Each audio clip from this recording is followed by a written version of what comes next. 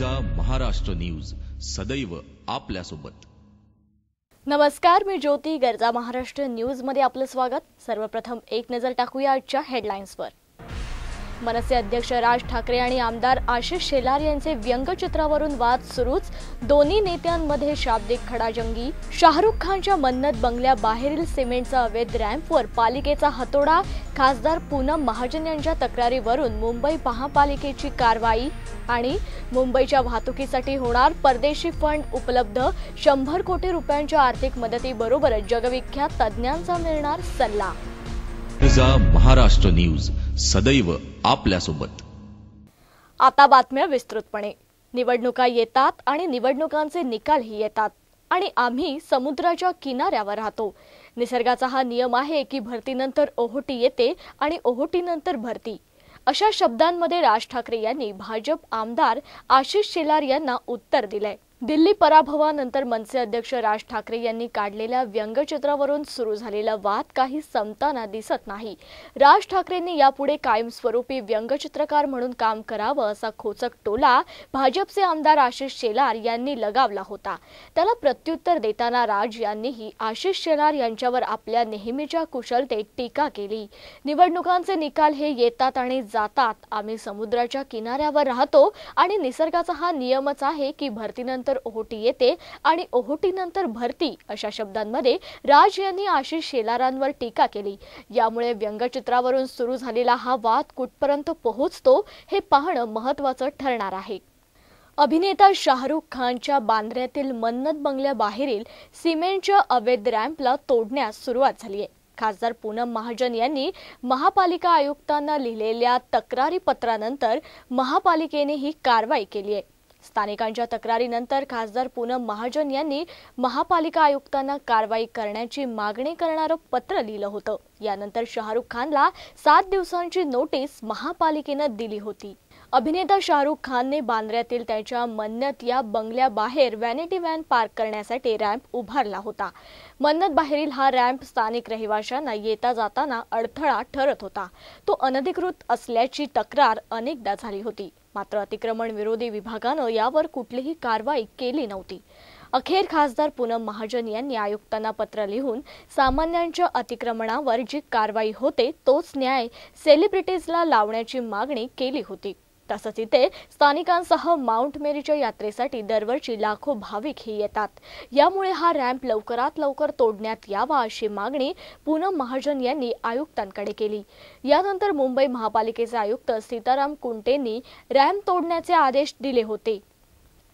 राज्याचे माजी सार्वजनिक बांधकाम मंत्री छगन भुजबळ आणि त्यांच्या कुटुंबियांना सुमारे 82 कोटींची लाच मिळाल्याच्या कथित आरोपाप्रकरणी उच्च न्यायालयाच्या आदेशानुसार तपास करीत असलेल्या विशेष पथकाने भुजबळ यांच्या मुंबई एज्युकेशन ट्रस्टच्या 2 कर्मचाऱ्यांना सलग 2 दिवस बोलावून त्यांची चौकशी केली। आतापर्यंतच्या या चौकशीत हाती आलेल्या सकृदर्शनी पुराव्यावरून या प्रकरणात गुन्हा दाखल करण्याची तयारीही करण्यात आल्याची माहिती सूत्रांनी दिली आहे।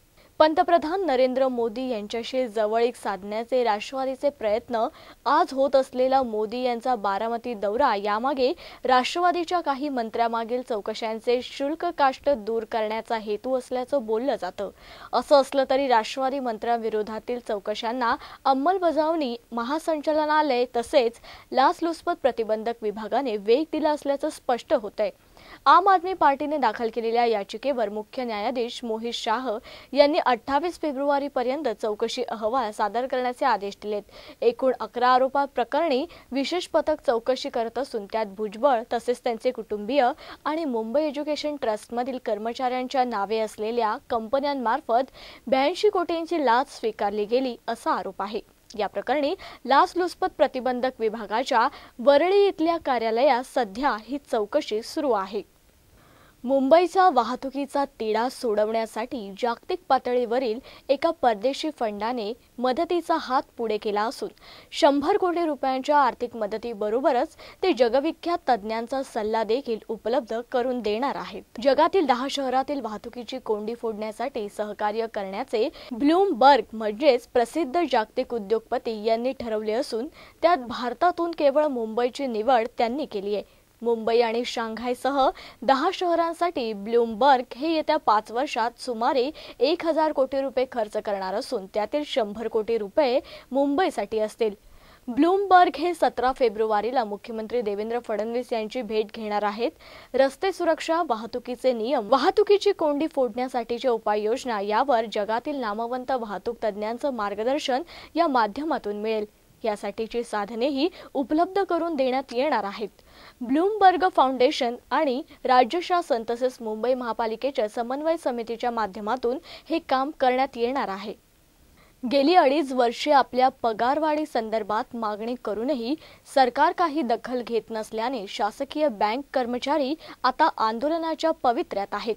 या महिन्याच्या 25 तारखेला हे शासकीय कर्मचारी मुंबईच्या आझाद मैदानात आंदोलन करणार आहेत। यानंतरही जर शासनाने त्यांच्या मागण्यांकडे दुर्लक्ष केलं तर UFP युनियनच्या अंतर्गत येणाऱ्या सगळ्याच बँकांनी बंदचा इशारा दिलाय। या बंदची वेळ आली तर देशातील हा दुसरा सगळ्यात मोठा बंद असणार आहे। सरकारने 13% पगारवाढ मंजूर केली आहे, मात्र कर्मचाऱ्यांची मागणी ही 19.5% एवढी आहे। 14 फेब्रुवारी म्हणजेच व्हॅलेंटाईन डेच्या पार्श्वभूमीवर स्वयंघोषित संस्कृती रक्षकांनी पुन्हा एकदा धिंगाणा घातलाय। नागपूरमध्ये शिवसैनिकांनी व्हॅलेंटाईन डेला विरोध करत प्रेमी युगुलांना मारहाण, शिवीगाळ आणि दादागिरी केली आहे। नागपूरच्या बॉटॅनिकल गार्डन, अंबाझरी गार्डन, पुटाला तलाव इथे या शिवसेनेच्या स्वयंघोषित संस्कृती रक्षकांनी थैथयाट घातलाय। शिवसेनेच्या टोळक्याने ओपन जीपमधून शहरभर हिंडत युवकांना मारहाण आणि दादागिरी केली आहे। काल संध्याकाळपासूनच त्यांनी हा धिंगाणा सुरू केलाय। व्हॅलेंटाईन डेच्या पूर्वसंध्येला नागपुरात युगुलांना मारहाण करून शिवीगाळ करणाऱ्या स्वयंघोषित शिवसैनिकांची हकालपट्टी करण्यात आली आहे। राडेबाजी करणाऱ्या सर्वांना कायमस्वरूपी शिवसेनेतून काढण्याचा निर्णय घेण्यात आलाय। काल नागपुरात राडा करणारे कार्यकर्ते गेल्या वर्षी भाविसेचे कार्यकर्ते होते। भाविसे विर्जित झाल्यावर ते शिवसेनेत आले होते, असं स्पष्टीकरण युवा सेनेच्या वतीनं देण्यात आलंय।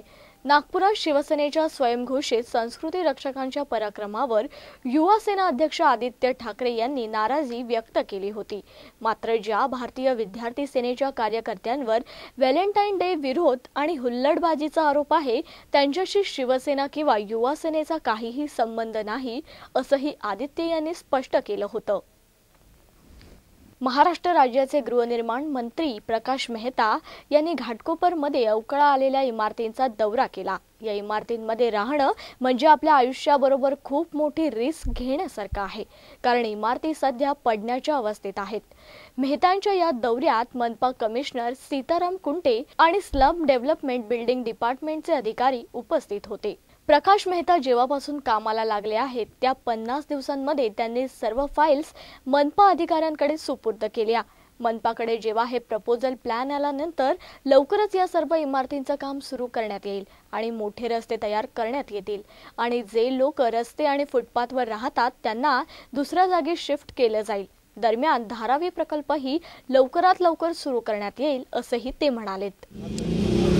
आजच्या या पाहणीमध्ये म्युनिसिपल कमिशनर, त्याच्यानंतर urban development principal secretary Nitin Karir साहेब, माळाचे VP झेंडे साहेब, आमचे कलेक्टर उपनगराचे चेन्नई साहेब आणि बाकीचे अधिकारी होते।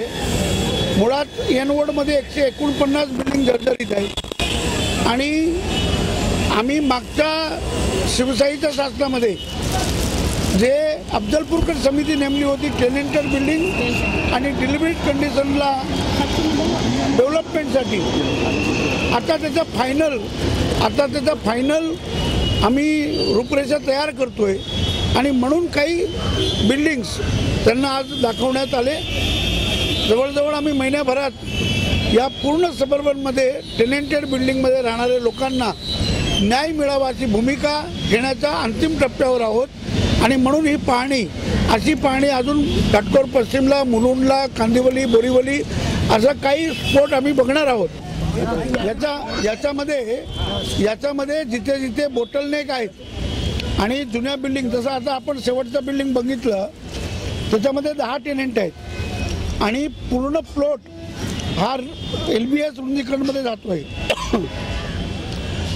10 टेनेंटला उद्याचा उद्या PAP देऊ शकतो अशी परिस्थिती आहे. वळूया पुढील बातमीकडे. व्हॅलेंटाईन डे साठी गुलाबाची फुले परदेशात पाठवण्याची मावळातील फूल उत्पादकांची लगबग सुरू झाली आहे. आतापर्यंत सुमारे 60 लाख फुलांची निर्यात झाली असून परदेशात एका फुलाला सुमारे 25 ते 26 रुपये इतका भाव मिळालाय. यातून कोट्यावधी रुपयांची उलाढाल झाली आहे.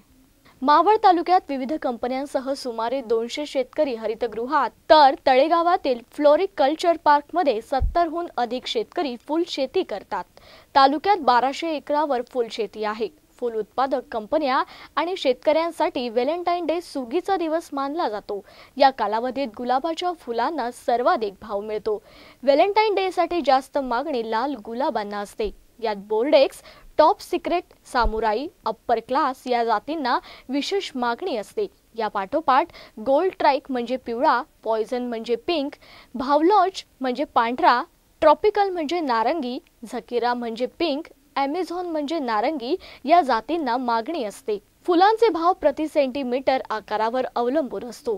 स्थानिक बाजारपेठेत गुलाबाच्या 40 सेंटीमीटर फुलाला 7 ते 8 रुपये, 50 सेंटीमीटरला 10 ते 12 रुपये याप्रमाणे 10 ते 12 दिवसात विक्री झाली.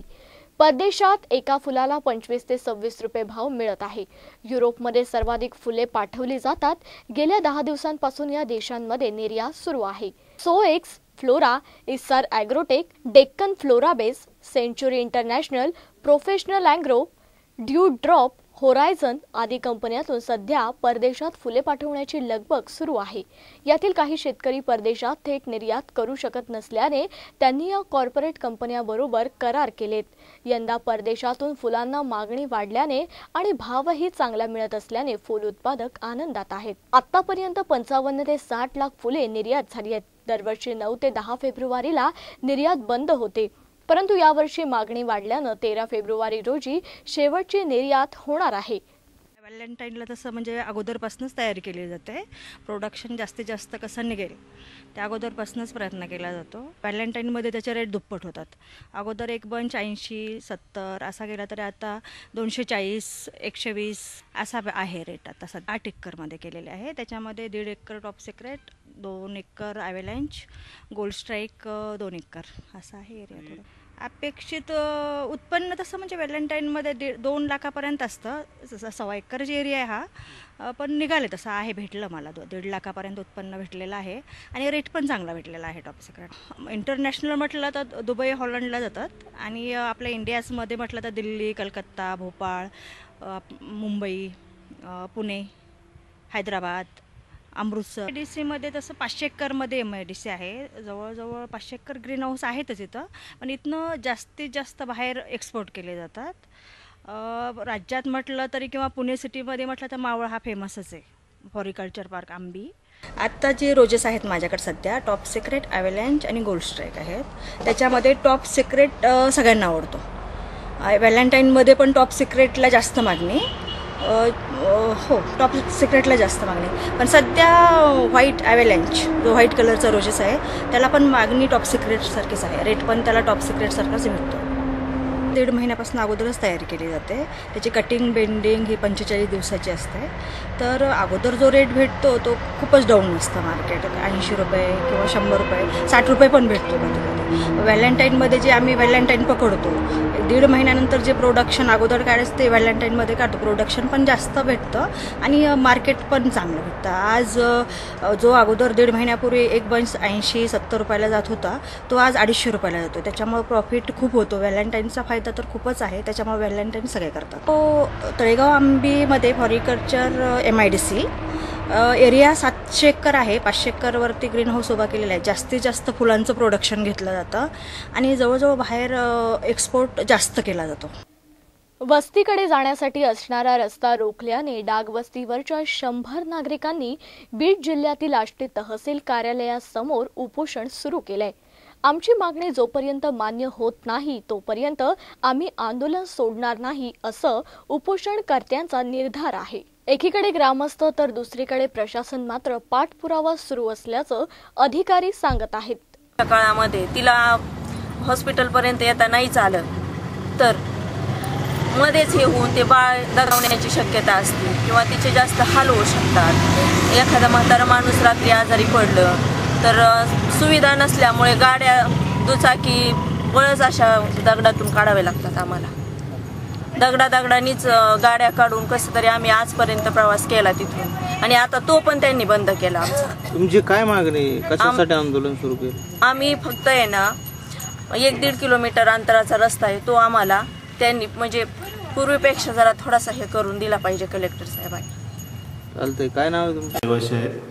त्यांनी त्यांचा जो पूर्वीचा वहिवाटीचा जो रस्ता होता तो अडवल्याबाबत त्यांनी तक्रार केलेली आहे. त्याबाबत मंडळाधिकारी यांचा पंचनामा प्राप्त झाला असून संबंधितांना नोटिसा देण्यात आलेल्या आहेत. नोटिसा देण्यात आलेल्या असून जे संबंधित आहेत त्यांचे म्हणणे ऐकून या प्रकरणात लवकरात लवकर निर्णय घेण्यात येईल.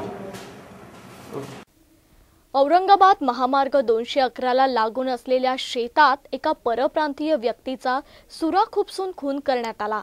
ही घटना रात्रीच्या वेळेस घडली असून शेताचे मालक बिलाल भाई यांनी ही घटना बघितली असता त्वरित त्यांनी पोलिसांना माहिती दिली. या दरम्यान घटनास्थळी पीआय सुभाष भुजंग आणि किरण गंडे यांनी धाव घेतली असून प्रथमदर्शी चोरीच्या उद्देशाने हा खून करण्यात आला की आणखी काही कारण आहे हे स्पष्ट झालेलं नाही. दरम्यान पुढील तपास पोलीस करत आहेत. महामार्गावर आंध्र प्रदेश पासिंग ट्रक उभी असलेली सापडली आहे. तसेच हा खून मानेवर सुरा खुपसून करण्यात आला आहे. खून झालेल्या व्यक्तीच्या खिशात सापडलेल्या ओळखपत्रावरून त्याची ओळख पटली आहे. त्याचं नाव सुधाकर जोसेफ असं आहे. मृत व्यक्तीचा मृतदेह पोस्टमॉर्टमसाठी औरंगाबादच्या घाटी रुग्णालयात पाठवण्यात आलाय. MIDCने तळेगाव औद्योगिक वसाहतीजवळ दुसऱ्या टप्प्यातील विस्तारासाठी संपादित केलेल्या सुमारे 500 हेक्टर जागेसाठी प्रति हेक्टरी 1,37,50,000 रुपये भाव निश्चित केलाय. 9 लाख उमरे, बधलवाडी, मिंडेवाडी या गावातील शेतकऱ्यांना त्यांच्या संपादित जमिनीच्या मोबदल्यात सुमारे 625 कोटी रुपये मिळण्याची शक्यता आहे. राज्यातील हा सर्वात अधिक भाव असल्याने शेतकऱ्यांनी आनंद व्यक्त केलाय. संपादित जमीन मालक शेतकऱ्यांबरोबर पुण्यातील अल्पबचत भवनात झालेल्या बैठकीत या दराबाबतचा निर्णय मान्य झाला. आमदार बाळा भेगडे, कृती समिती अध्यक्ष दत्तात्रय पडवळ, उद्योजक रामदास काकडे या आदींनी जिल्हाधिकारी सौरभ राव, MIDCचे प्रादेशिक अधिकारी अजित देशमुख, भूसंपादन अधिकारी संजय पाटील यांच्याशी शेतकऱ्यांच्या मागण्यांबाबत चर्चा केली. संबंधित शेतकरी, लोकप्रतिनिधी आणि अधिकाऱ्यांमध्ये शांततेने झालेल्या या निर्णयावर जिल्हाधिकारी प्रस्ताव तयार करून तो वित्तीय मंजुरीसाठी शासनाकडे पाठवणार आहे. याबाबत MIDC कृती समितीचे अध्यक्ष दत्तात्रय पडवळ आणि MIDCनेही या वृत्तास दुजोरा दिलाय.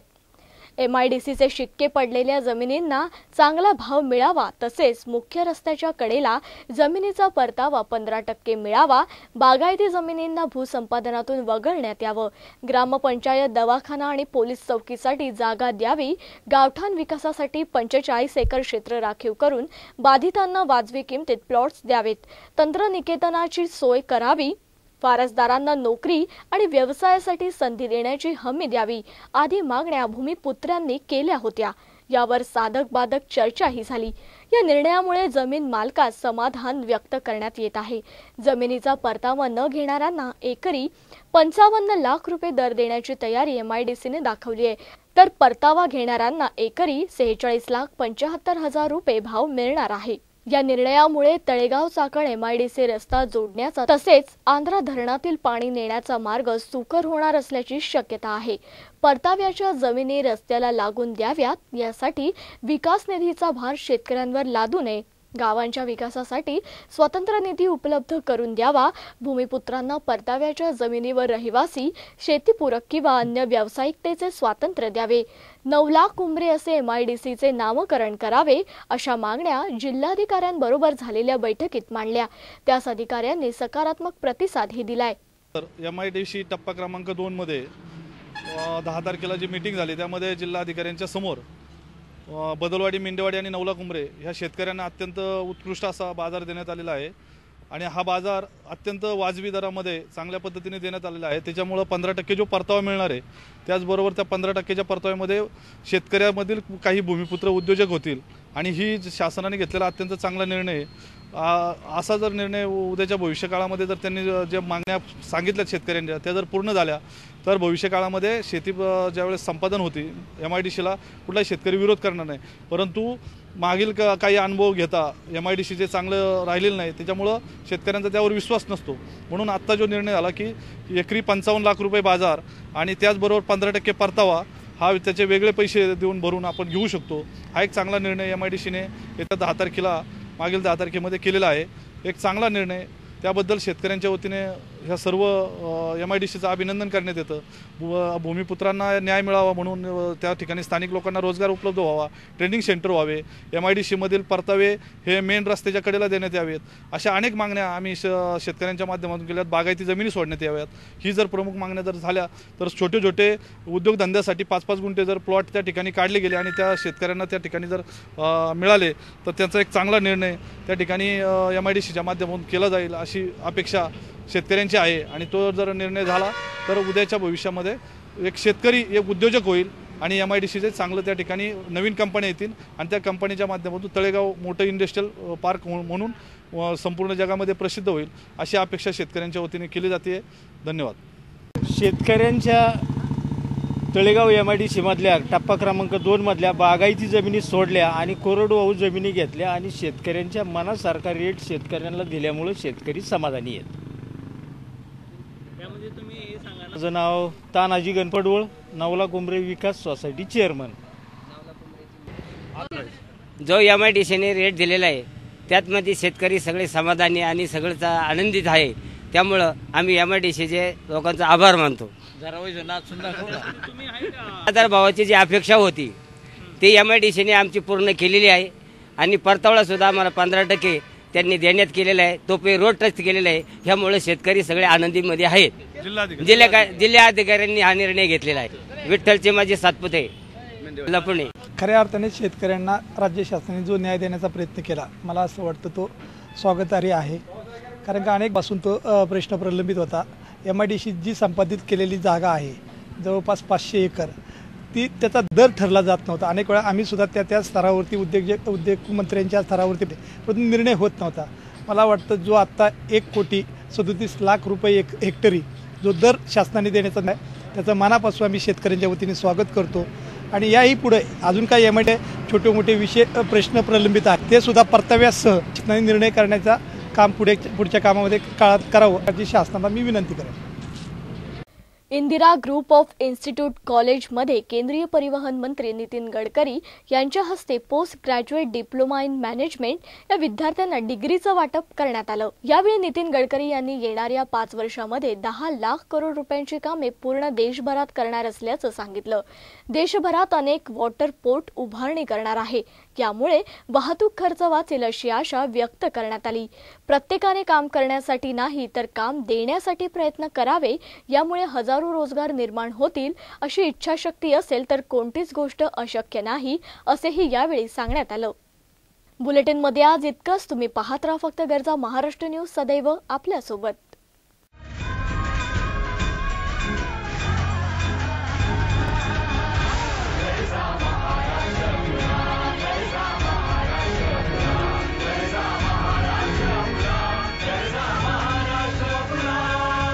गरजा महाराष्ट्र न्यूज, सदैव आपल्यासोबत.